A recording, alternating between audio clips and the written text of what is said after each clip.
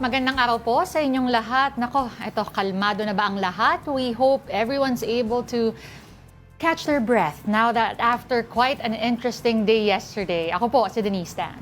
Interesting talaga. To say the least. Interesting in the Chinese sense of the word. Ako naman po si Lord de Vera. Rolling Stone gathers no moss. Yan ang kasabihan. Para hindi rin magkalumot, huwag magtagal sa isang lugar lamang.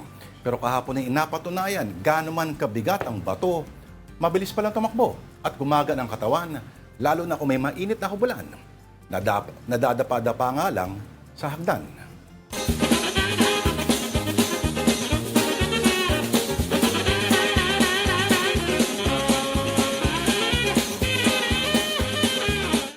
Bago pa yan yung kahihiyan sa pagpapalit naman ng pamunuan.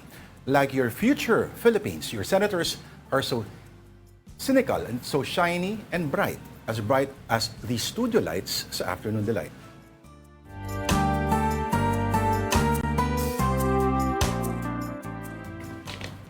Artes pa lang pala. Oo, no?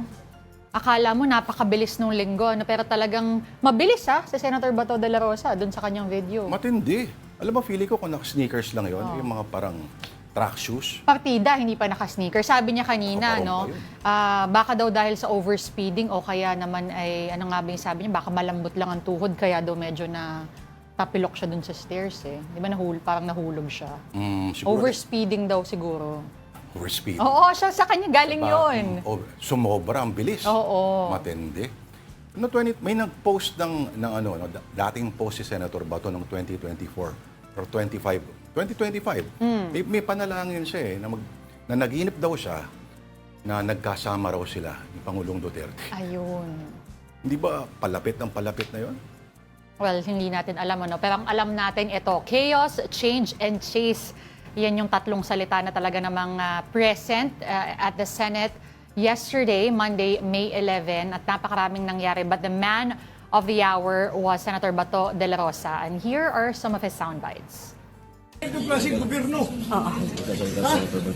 As sitting president, hinaharang hindi papasukin sa sesyon. Ngayon, papakita ko dito. Hinala ko naman guys. I-wrestling ako doon. Kasugat-sugat ako. But why are you here, sir? Bakit po kayo napapasok today, sir? Ay, ba senator ng Republic?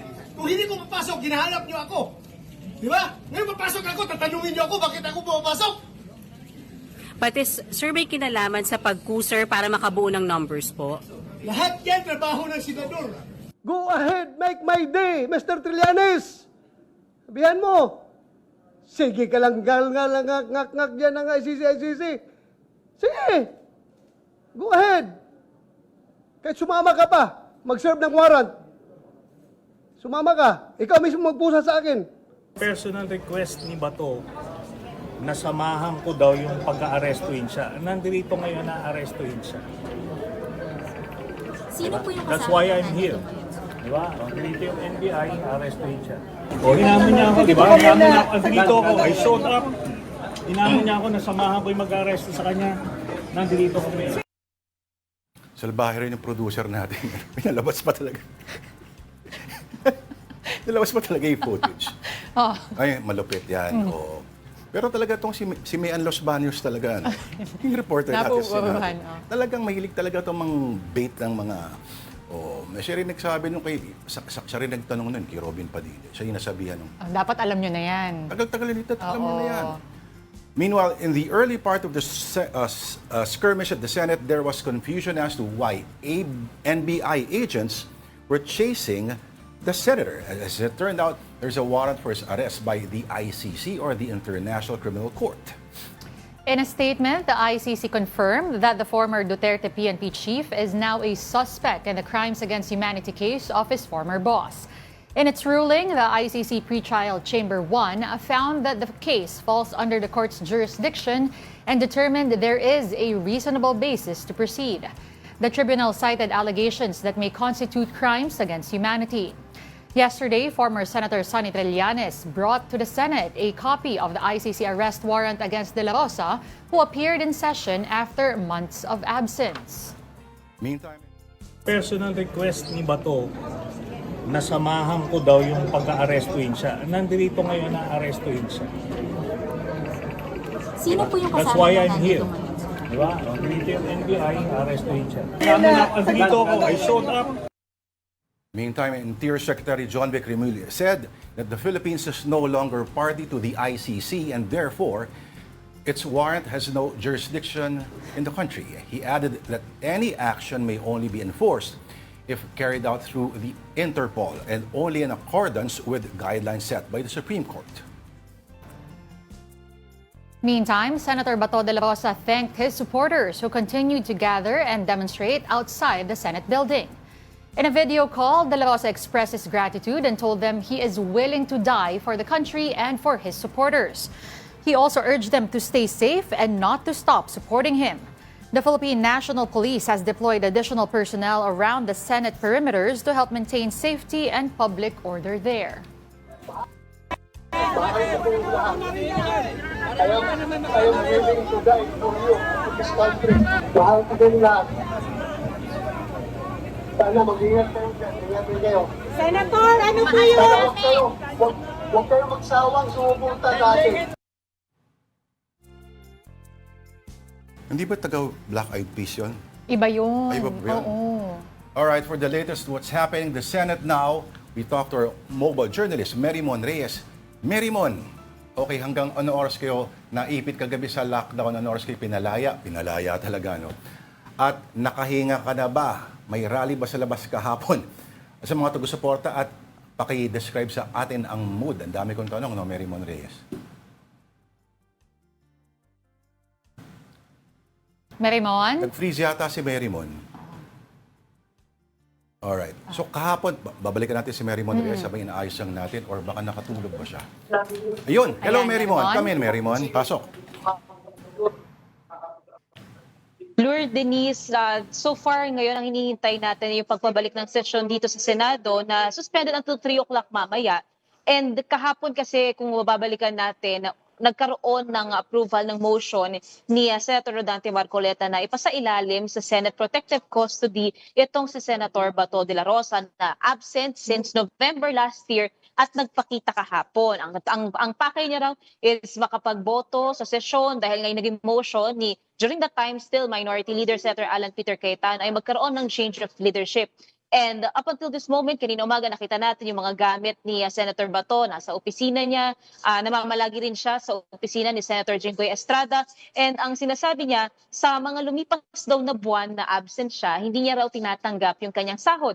Yung though nahihiya raw siya, nahiya siya, pero ito na sinasabi niya, business as usual na raw siya. Nais raw magpatuloy yung partisipasyon niya dito sa session at kung sakali man na ang huhukom daw sa kanya korte sa labas, kumbaga mga dayuhan, hindi raw siya papayag dito. Pero kung sakali man na yung kanyang mga kaso ay ihahain sa pamagitan ng mga local courts, dito raw siya handang-handang harapin ang mga ito. Yan din ang sinasabi ng kanyang mga legal counsel. For example, si Atty. Israelito Torion na nakapanayam ng media kanina at inaasahan ni Atty. Torion is hopefully daw ngayong araw, bountiful wish na raw at saka prayer na ilabas na raw o aksyonan daw ng Supreme Court yung hihintay nilang temporary restraining order pati injunction. Ibig sabihin ito, wag daw munang ma-implement yung arrest warrant mula sa International Criminal Court at yung injunction naman lahat daw ng gustong idulog ng kampo ni Senator Bato maidadaan daw sa Supreme Court. Nakasalubong din ng media natin kanina yung ilang mga miyembro ng majority kahapon pero minority na ngayon. For example, Senator Kiko Pangilinan, Bam Aquino, Senator Risa Ontiveros, pero tahimik pa sila mula kahapon nung nagpagpapalit na nga sa liderato kasi yung unang 9 minority, 15 majority, yung 15 majority natapyasan ng 4. Lumipat na sila sa ngayong bagong majority and may dalawang bumoto ng abstain nila doon sa Senate presidency between Senator Alan at former Senate President Tito Soto dahil gusto nila maging independent members. Kaya ang isa sa abangan natin pagbalik ng sesyon is kung magkakaroon na ba ng pagtatalaga for the other officers o yung mga posisyon sa Senado kasi ang nakatalaga pa lang Senate President Alan Peter Cayetano, Senate President Pro Tempore Senator Loren Legarda. We're still waiting kung sino ang magiging final minority leader, majority leader, and yung isang hinihintay rin sa balasahan, sino ang manunungkulan bilang chairman ng mga komite ng Senado.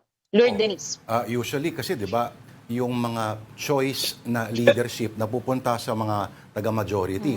Pero ngayon nabaligtad na, napakaraming tanong. Like, anong mangyayari doon sa Blue Ribbon Committee Exactly. report? Pero among many other questions, at sino mag-head pala ng Blue Ribbon Committee?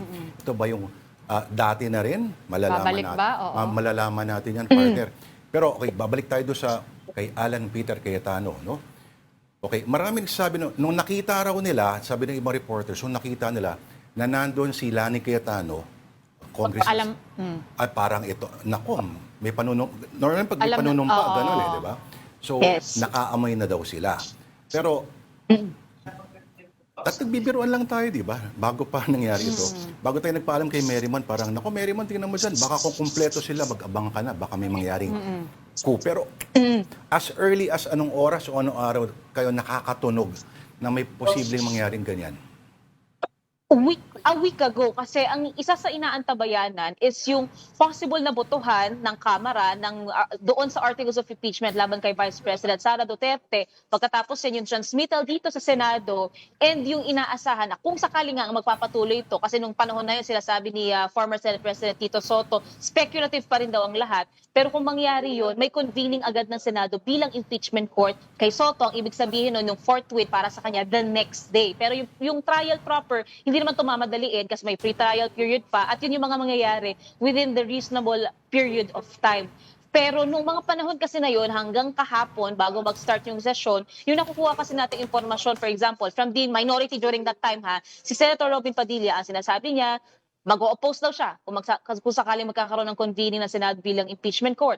Ang sinasabi naman ng ilang mga senador from the minority during that time, sila Senator Amy Marcos, sila Senator Jinggoy Estrada, hindi pa raw nila napapag-usapan yung impeachment court. Kahapon, ang nasabi naman ni during that time, still minority leader pa siya, si Senator Alan Peter Cayetano, walang mangyayaring pagpapalit ng liderato para raw harangin yung impeachment.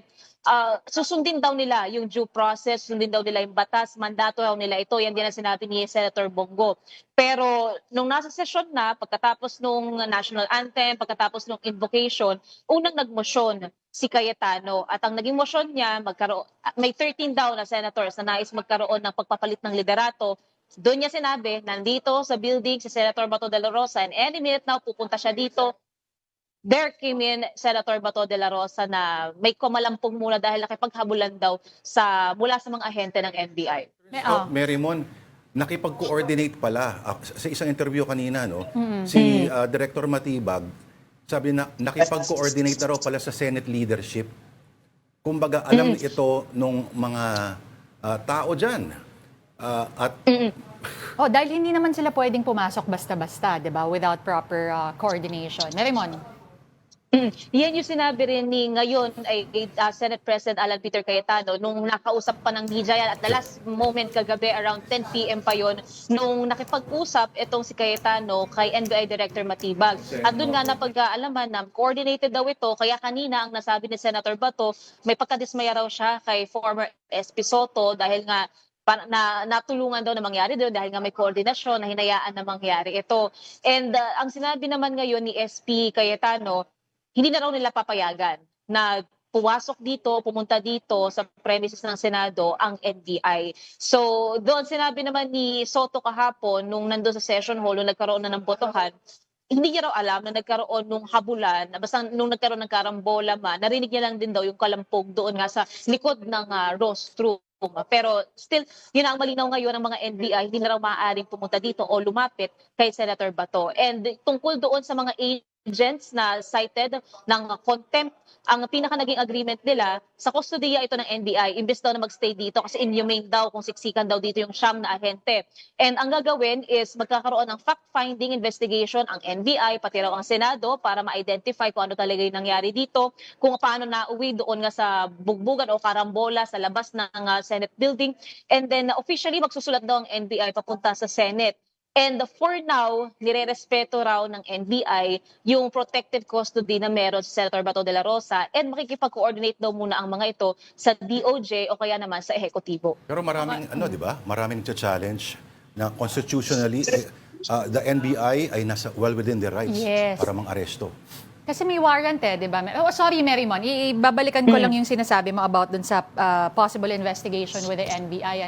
So, meron bang, ang claims kasi ni Senator Bato de la Rosa in an earlier interview, pagpasok niya daw, meron ng 2 babae at meron ng ibang mga personnel na akala niya pa ay, hindi niya akalain na NBI pala, bigla daw siyang hinawakan. So doon ba nagsimula? May usapan ba dyan that there's additional footage that can prove that? Kasi medyo he said, she said ngayon. At dagdag ko, Marymon, hanggat kailan nga ba siya talaga pwedeng magstay dyan under the protective custody of the Senate? Ang pinakita kasi kahapon, yung CCTV footage, yung pinakahabulan din mismo ni Senator Bato, plus yung kanyang mga kasamahan sa opisina niya raw, pati yung mga nanggagaling sa NBI. And ang nasabi pa ni Senator Bato kanina, meron parang nahawakan daw siya, pumiglas daw siya, nakita niya raw meron daw posas, and throughout the habulan, doon niya raw nakuha yung sugat niya raw sa kanyang kamay, sa kanyang daliri. And yan yung sinasabi ng kampo ni Senator Bato na sabi kanina kasi ni Atty. Israel Tutorion, may plano raw sila na kung related man daw ito sa legalities, kung magkakaroon daw ng pagsasampa ng kaso, may mga plano raw sila para dito sa mga ahente, pero hindi raw nila i-disclose muna. Lalo pa, ina-identify din muna nila yung pagkakakilanlan nitong mga ahente. And yan yung isang debatehan din kahapon bago ma-play yung CCTV footage. Kasi kine-question ng majority na during that time kung maaari raw bang ma-replay, mabalikan, para raw makita kung paano nga ba hinandel ng NBI ito at paano nagkaroon daw ng kakulangan sa side naman ng Senate Sergeant at Arms sa pagpoprotekta dito sa senador. Kaya yan yung isa sa naging point ng init ng ulo. Kaya pagpasok ni Senator Bato sa session hall, ang sinasabi agad doon, bukod sa binati niya yung mga senador na nandiyan, is kinakantsawan nila yung NBI na bakit daw hinaharangan itong si Senator Bato na makapasok, ang OSAA raw ba? Bakit kung siya raw ang OSAA, magbubuwis buhay daw siya para protektahan daw ang senador. And but then again, yun na yung napagkasundoan ngayon. And yung pagsistay dito ni Senator Bato de la Rosa, ang sabi ni Senator Bato, di niya raw alam kung hanggang kailan ipinagpapasa Diyos niya raw, pinagkakatiwala niya raw sa Diyos yung kasulukuyang lagay niya. Kaya humingi rin daw siya ng tulong sa palasyo na mabigyan din daw siya ng proteksyon at wag daw siyang isuko sa mga banyaga o kaya naman sa foreign courts. Kasi nga naniniwala nga raw sila na dapat i-issue o idaan sa mga lokal na korte o sa Supreme Court itong mga kaso na iharap na handa naman daw siyang harapin. Pag pinilit ba ng NBI na pumasok dyan, may pipigil sa kanila militarily? May dinagdag bang security dyan?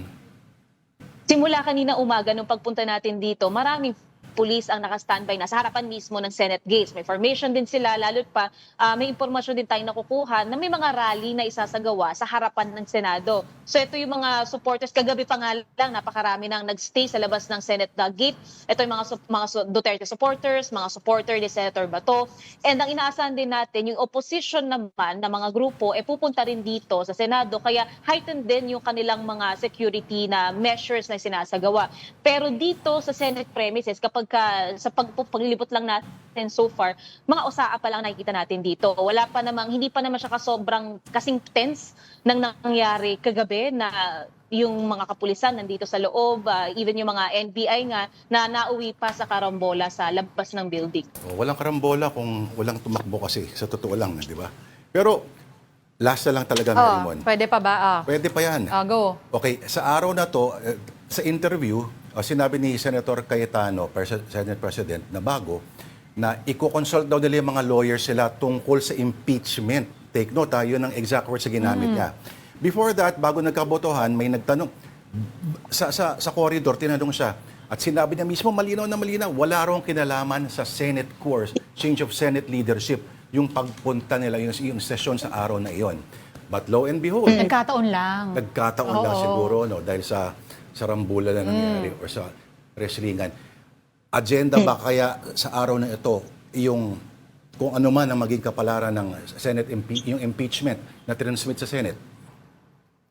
So ngayon wala pa. Ang huling pinakasinabi dyan ni Senate President Alan Peter Cayetano, bukod dun sa makikipag-consult sila sa mga legal minds tungkol dito, ang isang inaantabayanan kasi natin is ano ngayon yung discretion ng liderato ng Senado tungkol sa pagkukonvene nila bilang impeachment court. Kasi kung babalikan natin kay former SP Soto, sa kanya, ang convening ng fourth tweet niya the next day. So kung wari lang, hindi nagkaroon ng change of leadership, si SP Soto pa rin ngayon, at matransmit na dito, which is we're still waiting for the transmittal, bukas mayroong convening na ng Senado bilang impeachment court.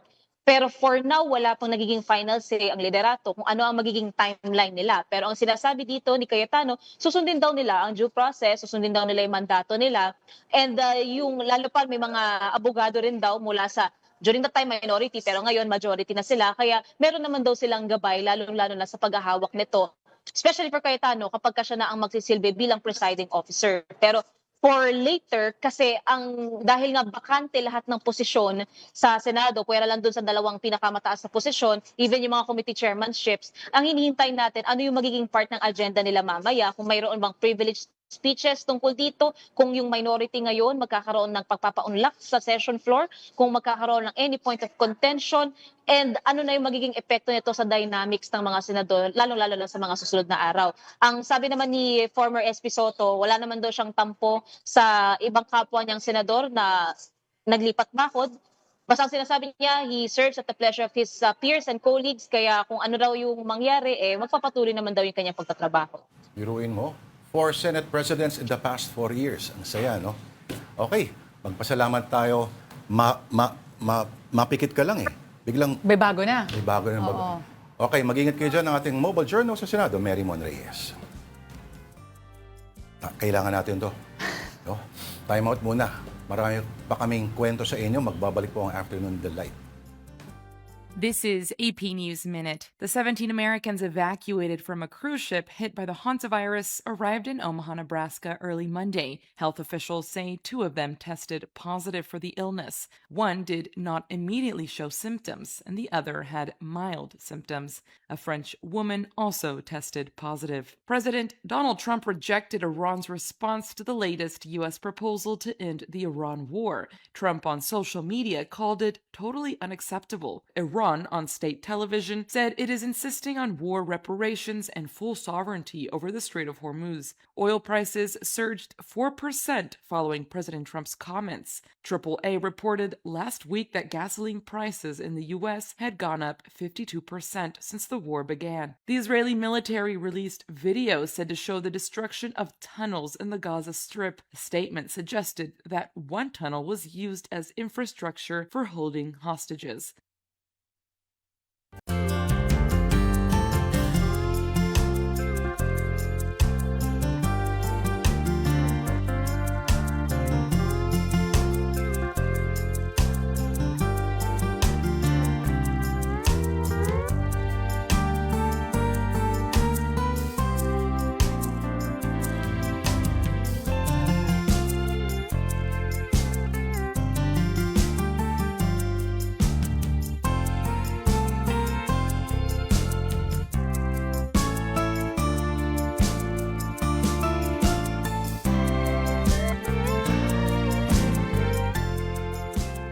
Ano kaya mas mainit? Yung mga area sa may mataas sa heat index o yung mga tao sa Senado?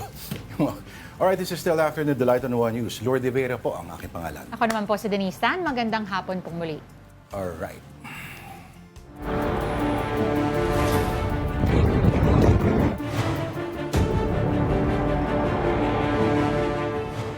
And after an overwhelming 257 yes votes to impeach the Vice President, yesterday, what's next for the House? We talked to our mobile journalist, Amy Atienza.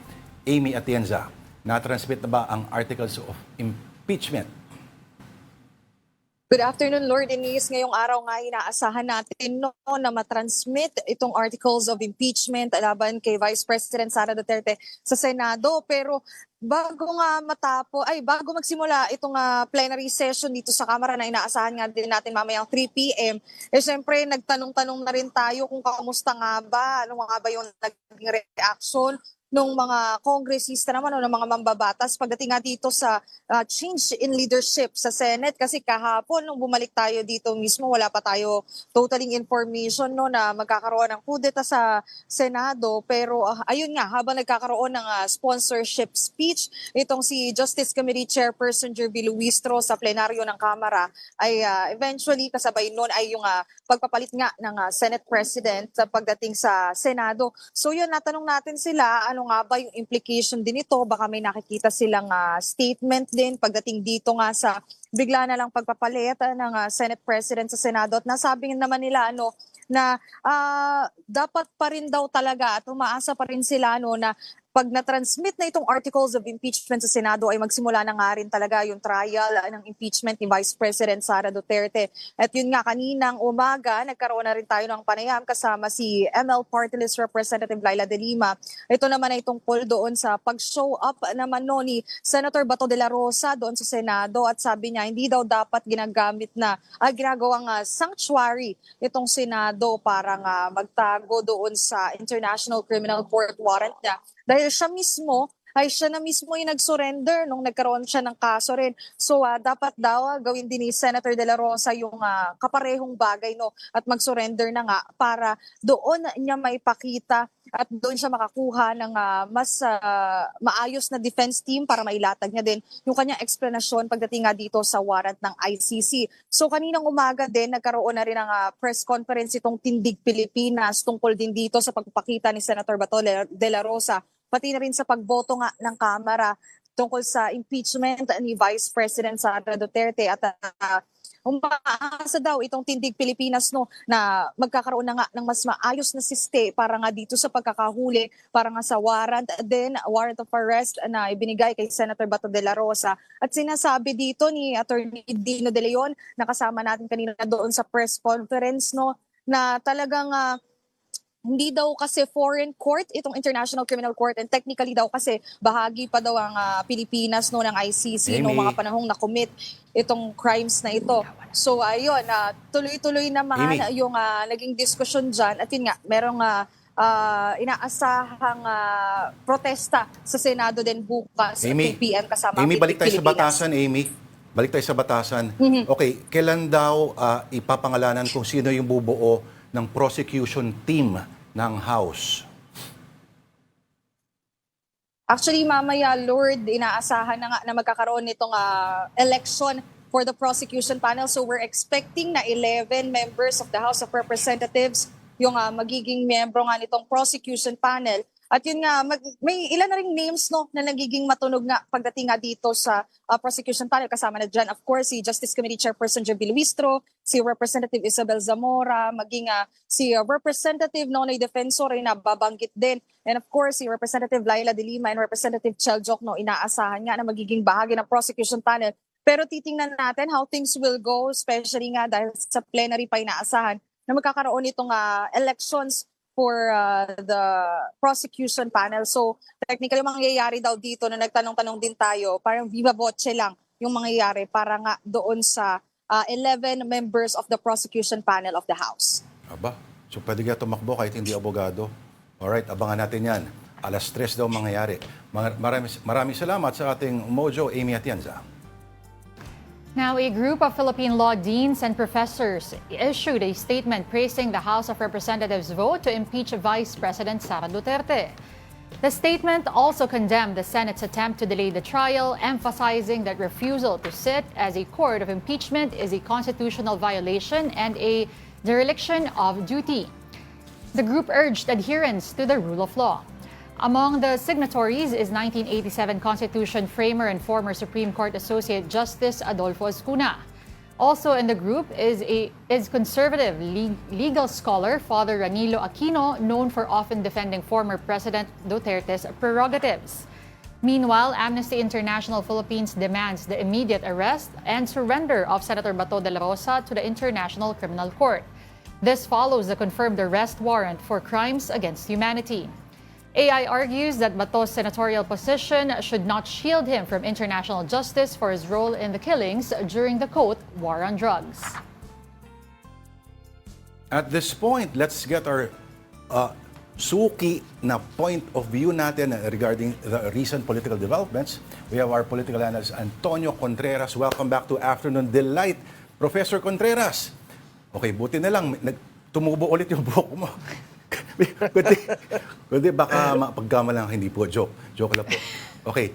Sir, alam ko po, nagulat pa ba kayo na biglang nagkaroon ng kudeta na naman sa Senate leadership, sir? Well, actually, hindi ko inasahan yon. Although inasahan ko na mangyayari in the future. In the future. Prof? Nag-freeze yata. Wala si Prof. Hello? Hello, Yes. sir. Yes, sir. Nag-freeze po kayo ng saglit? Medyo naging unstable yung internet namin dito sa loob ng UPLB campus. Apo. Go ahead, sir. Okay na ba ako? I'm coming. Apo. Loud and clear, Okay. sir. Ang sabi ko, mukhang hindi na ako nagulat. Mas nagulat ako na, well, actually, hindi ako nagulat na gagawin nila yan, pero nagulat ako na ganun kagarapal yung timing. Na itinaon pa na kung kaya na nagbobotohan ang House. I think it's part of the strategy to intimidate the House in a way. Timing kasi talagang plinano sa tingin ko yun, hindi yun, kasi ando na nga si Lani Cayetano, di ba, nakabang na para sa oath taking. They know that it's going to happen. The problem is, it's so bad, the optics is so bad, and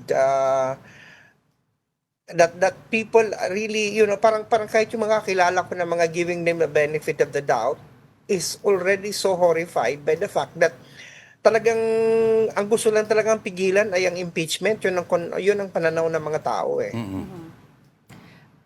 Prof, what do you make of... Ay, nawala ata si Prof. Prof? Yes. Prof, what do you make of the statement of now Senate President Cayetano? Kagabi po, ang sabi niya, they got 13 votes, pero actually, ang ine-expect niya ay 1 or 2 more. And also, I would like to know your thoughts dun po sa, kasi solid 9 po naman yun, yung dating minority na dagdagan po bigla ng 4 na votes pa, dun po sa mga bumoto po nung yes kahapon. Actually, ang dapat nating tanungin dito yung 4 na lumipat. Si Pia Cayetano, si Loren Legarda at yung magkapatid na Villar. Pero sa bagay, hindi na natin kailang pagtakhan. Si Senator Legarda, sanay na talaga yun. Nasa DNA na siguro niya ng palipat-lipat ng partido. Si Pia Cayetano, siyempre, ang kapatid ang uunahin niya. Yung mga Villar, poprotektin na lang kanilang business interest. So, ginagamit siguro nilang leverage ito. Sa tingin ko, matakot sila sa mga ganitong pananaw. Kasi ngayon, lumipat. Baka gawin nilang leverage yan na pag hindi kayo umayos, babalik kami sa kabila. Hindi ba? Pag hindi nyo maprotektahan ng aming interest. So it's just so crazy because what should be, if there should be any reorganization in any political body like the Senate, it should be the interest of the people and not their own self-interest or to protect Duterte. 4 na Senate presidents in the past 4 years. What does it say about us, the voters? At, No. Hindi Yeah. po, It tells a lot about the kind of politicians that we elect, but it also tells a lot about the senators themselves. What kind of Senate do we have? Parang bumaba na ng husto, bumagsak na ng husto yung kalidad ng mga senador.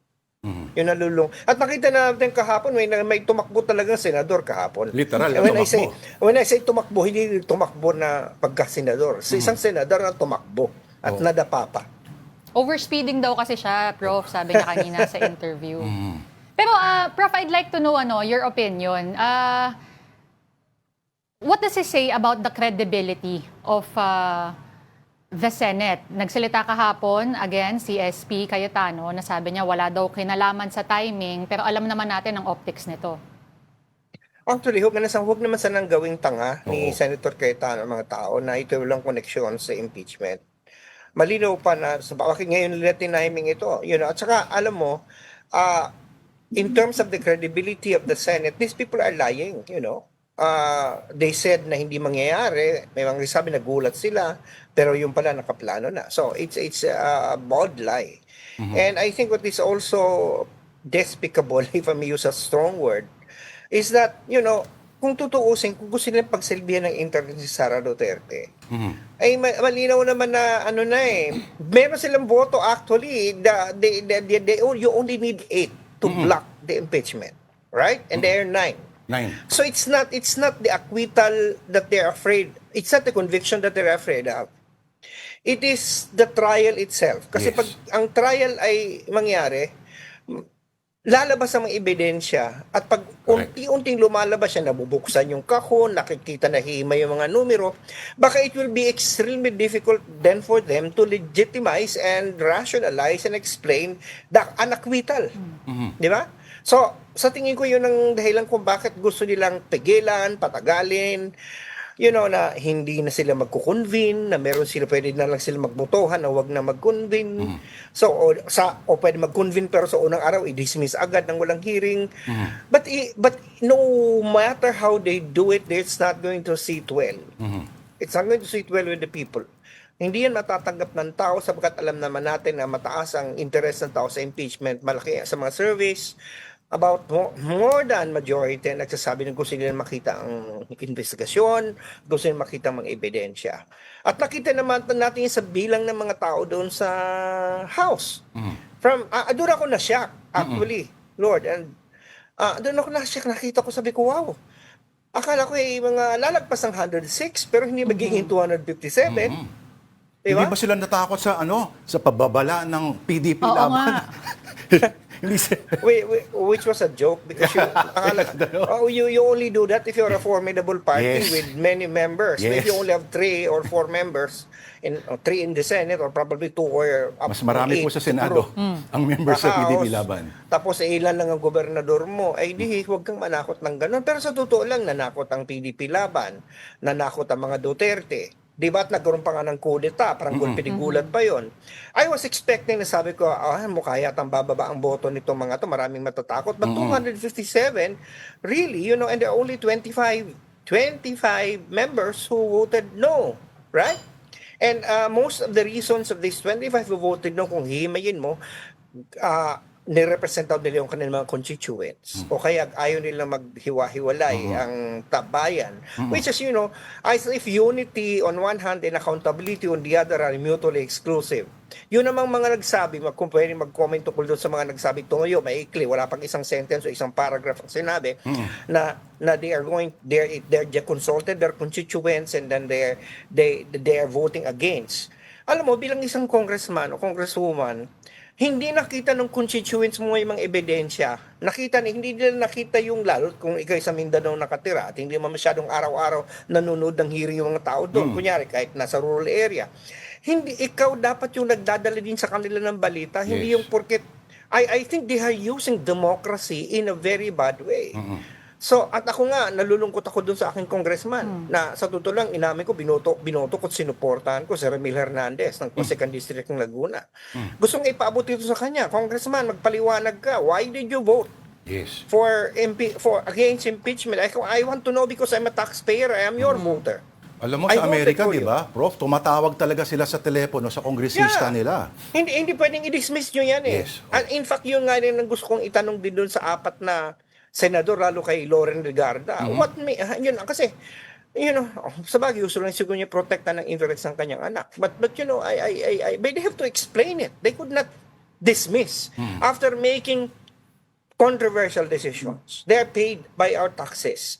They owe it to us to explain why. Baka naman, malay mo, meron tayong hindi nakikita. Baka may ipaintindi ni Ramil Hernandez, ba't bumoto siya? Di ba? Hindi ko lang maintindihan siguro. Ipaintindi niya. Kasi isa ko sa mga sumuporta sa kanya. Professor Ton, sinasabi nila na the pessimist would, the prognosis of the pessimist would say, alam mo, mangyayari rin yung nangyayari sa first time sa Senado, papatayin rin to. Although sinasabi ni bagong Senate President na kukonsultahin daw nila muna yung lawyers nila. Parang hindi siya lawyer, Marami rin nagsasabi po na itong mangyayari ngayon, potential na equivalent ng yung second envelope ng ERAP impeachment. Exactly. I think it's a tipping point. It's going to be a tipping point. Kasi garapalan eh. Yun ang lack for a better word. Garapal na masyado. Wala nang kahihiyan. If there is one good thing about this, and is the fact that this kind of move was also able to flush out Bato de la Rosa. Hindi ba? Baka yun ang naging epekto. Baka naman yun ang sinadya. Di ba? They are willing to sacrifice the Senate. And, a master strategist, sometimes you have to understand that maybe this administration is playing for four-dimension jiu-jitsu, or four-dimension chess. Na, sige, flush out. Para bagay yung survival game na fina-flush out mo muna yung hidden immunity. So, bakit fina-flush out muna nila si Bato para siya ay ma-arrest. Tapos, may mga iplinant na mga doon sa minority para pag wala na si Bato, lilipat na naman siya sa majority. Di ba? I'm just thinking, our politics is so crazy. Alam mo? To the point that I'm entertaining those kinds of thoughts. Correct, wala na kasing absurd. Lahat posible na. Pero, okay, Ano Prof. ba si Bato? Joke lang. Joke lang talaga. Pero, Prof, Kita mo ngayon, at least nagtatago siya ngayon sa Senado. Alam na natin kung nasaan siya. Hindi Oo nga, kasi ayaw niya sabihin kahit nga kung gano'n na siya katagal dito sa Maynila. Pero Prof, sige, since we're on Senator Bato, baka pwede natin i-explain sa sa publiko kasi may tinatawag na parliamentary immunity pero dapat under the conditions na nasa sesyon ng Senado at saka dapat yung crime mo is punishable by 6 years or under. Hindi naman Or more. Yeah. 6. By the way, yun nga, kung ang kalidad ng mga senador natin, ganyan ng logic, nalulungkot ako sa bayan. Kasi, ang nakalagay naman doon, meron kang immunity as a senator, but dapat may session ng Senado, at yun ang, dapat ang penalty sa iyong crime is less than 6 years. Pag more than 6 years, wala na. Hindi ka na qualified. Reclusion perpetua to death nga. Kung sa ibang bansa, meron pa yung napakatinding penalty pa yan, 30 years pa yan, sa ating batas, ang crimes against humanity. So, talingin ko mali yun. And the same time, sinasabi nila protective custody, it is a legal fiction. There's no such thing in the books. There's no such thing in the books. Wala yan sa konstitusyon. Yan implied power lang yan ng Senado. And that power is only subordinated to the Constitution and the executive power to implement arrest warrants. Now, the arrest warrant was issued by a court. It is called the International Criminal Court. And nowhere in the law that is relevant, it is said that the judge that would issue the warrant should be a local court. Wala namang ganun eh.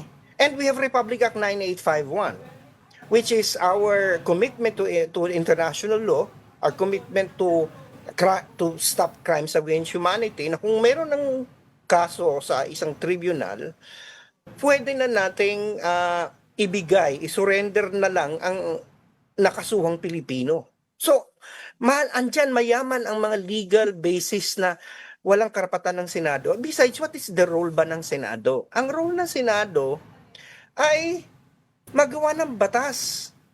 And arresting someone is a function of the executive branch.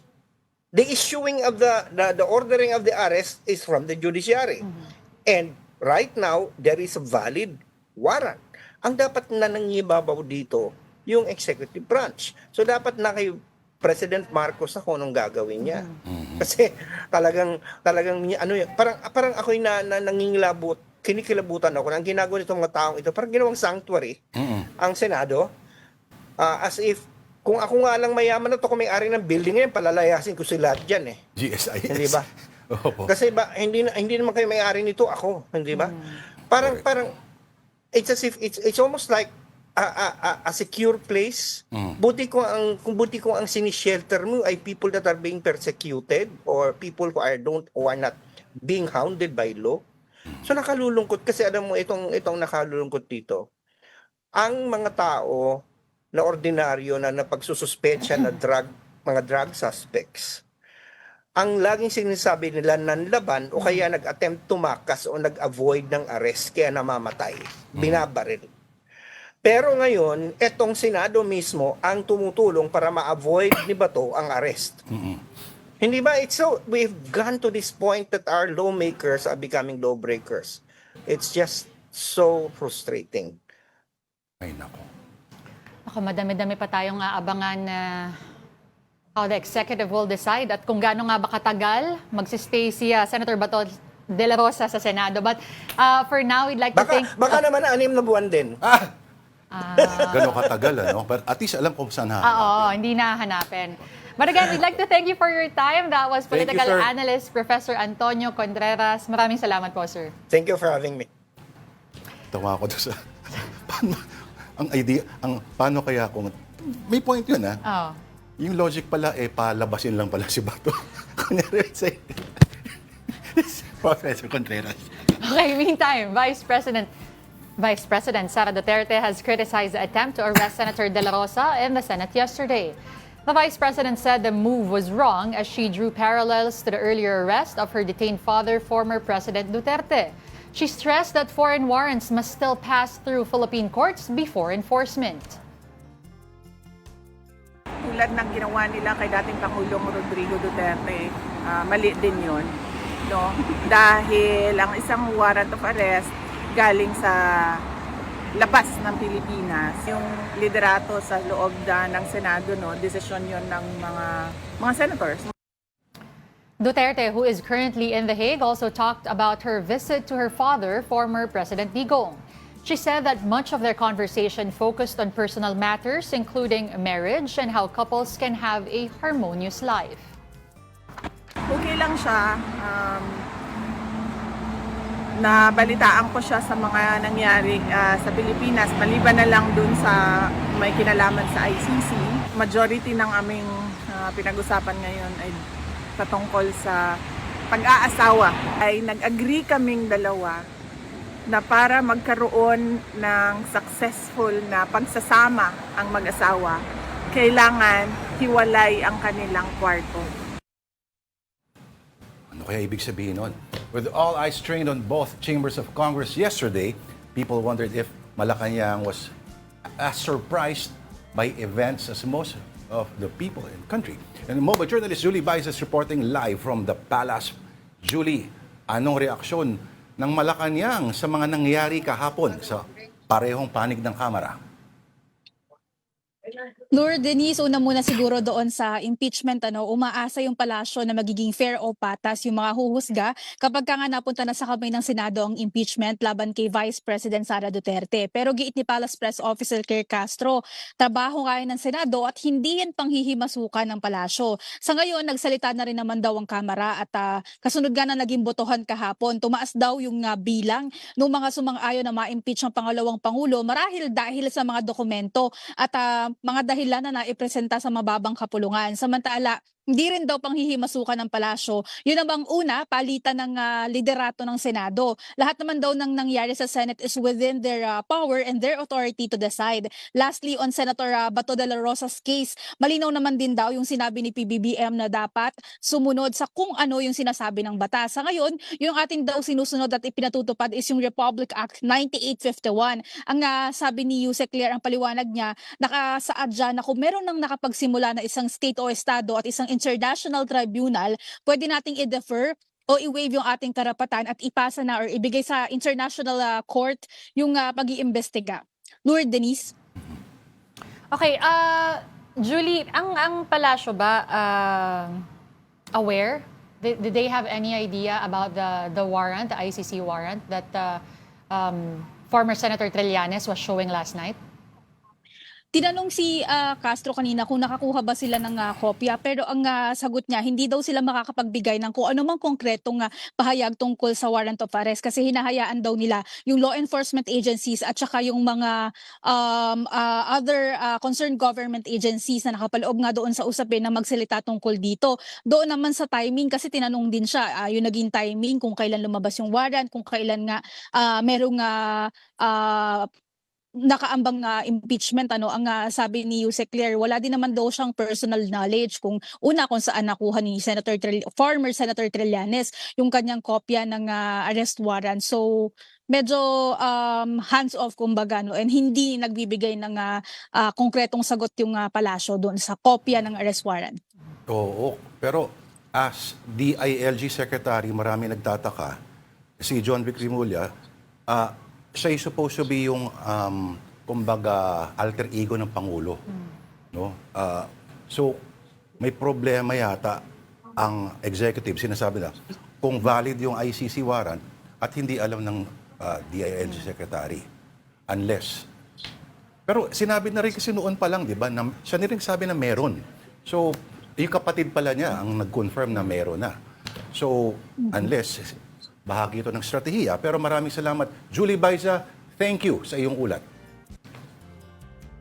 Okay, again, this is Afternoon Delight on One News. We just need to pause for another break. We'll be right back.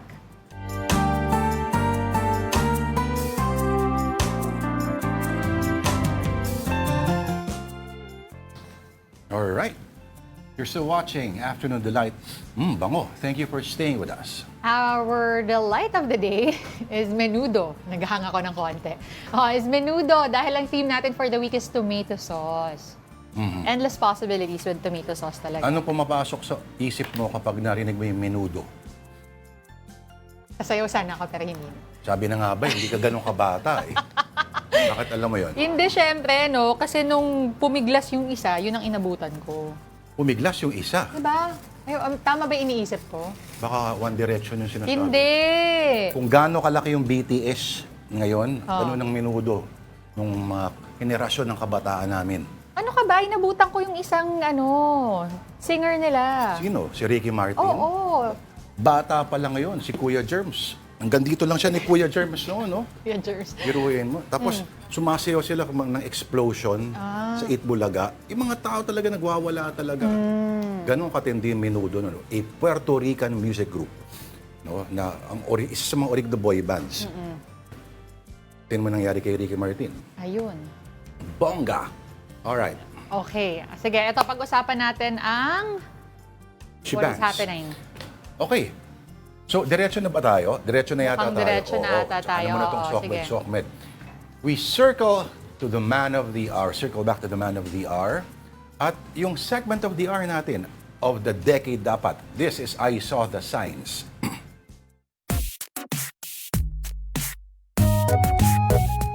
Today's edition, menudo.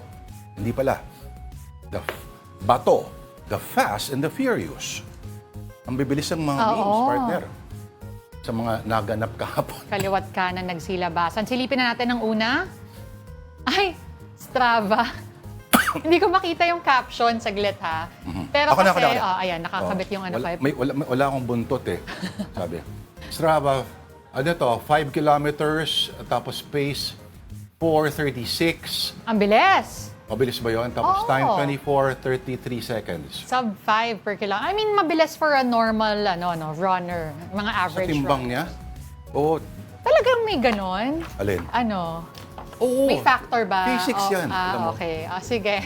Next. Ang sabi dito ay, anong caption? After being absent since November 2025, shows up the Senate and votes to oust Senate President Vicente Soto. Kaso si The The Rock Rock. siya. Oo nga naman. Si Dwayne The Rock Johnson. Bagay sa kanyang, Buti nakilala siya. Okay. Ito. Forrest Gump, ano to? Ay, kasi he kept running.